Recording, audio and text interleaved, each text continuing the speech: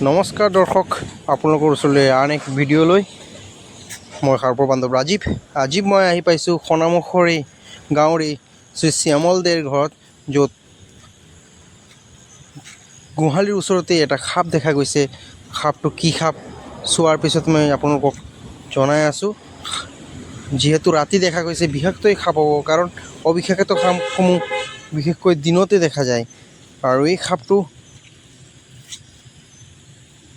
এই ইটাৰ মাজতে লুকাই আছে। আমি চাওঁ কি সাপ। তাৰপিছতে এই অলপ দেখা গৈছে, এই সাপটো হৈছে আপোনাৰ বেণ্ডেড ক্ৰেপ, গোৱালা সাপ, যিটো অসমীয়া সমাজত গোৱালা সাপ বুলি কয়, হিন্দীত অহিৰাজ বুলি কয়।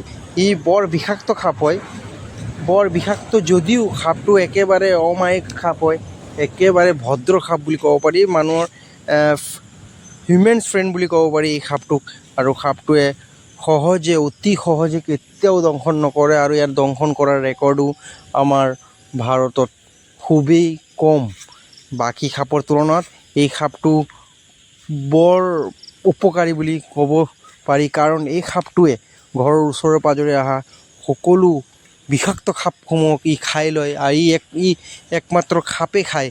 সেইকাৰণে ই আপোনাৰ ওচৰে পাঁজৰে যদি আহি পাইছে, যদি ঘৰৰ ওচৰে পাঁজৰে বিশেষকৈ ৰাতি দেখা যায়, যদি ঘৰৰ ওচৰে পাঁজৰে সাপটো আহি পাইছে, তেন্তে আপুনি ভাবিব যে এই ঘৰৰ ওচৰে পাঁজৰত কিবা বিষাক্ত সাপ আহি পাইছে। আৰু এই সাপটোৰ যিহেতু ক্ৰেট প্ৰজাতিৰ সাপ অতি বিষাক্ত বুলি সকলোৱে জানে, কাৰণ যদি কোব্ৰাই আপোনাক দংশন কৰে, 14 মিলিলিটাৰত আপোনাৰ মৃত্যু যদি হয়, কিন্তু ক্ৰেটে দংশন কৰিলে আপোনাৰ 5 মিলিলিটাৰত আপোনাৰ মৃত্যু হ'ব। কিন্তু এই সাপটোৱে দংশন নকৰে কাৰণে ইয়াক আমি হিউমেন ফ্ৰেণ্ড বুলি ক'ব পাৰোঁ। এই সাপটোক বৰ বেছিকৈ মাৰাৰ কাৰণে আজি পশ্চিমবংগত ৰাছেল ভাইপাৰৰ উৎপাত বৰ বেছিকৈ বৃদ্ধি পাইছে। পশ্চিমবংগ, বাংলাদেশ বা বিহাৰৰ উপকণ্ঠ অঞ্চলবোৰত।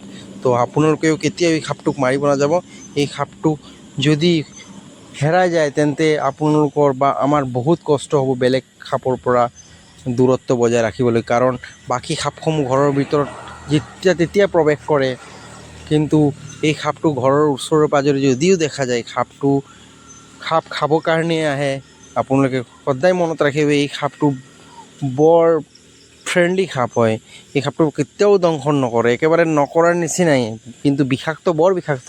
কিন্তু ই দংশন কৰাৰ ৰেকৰ্ড প্ৰায় নাই বুলিয়ে ক'ব পৰা যায়।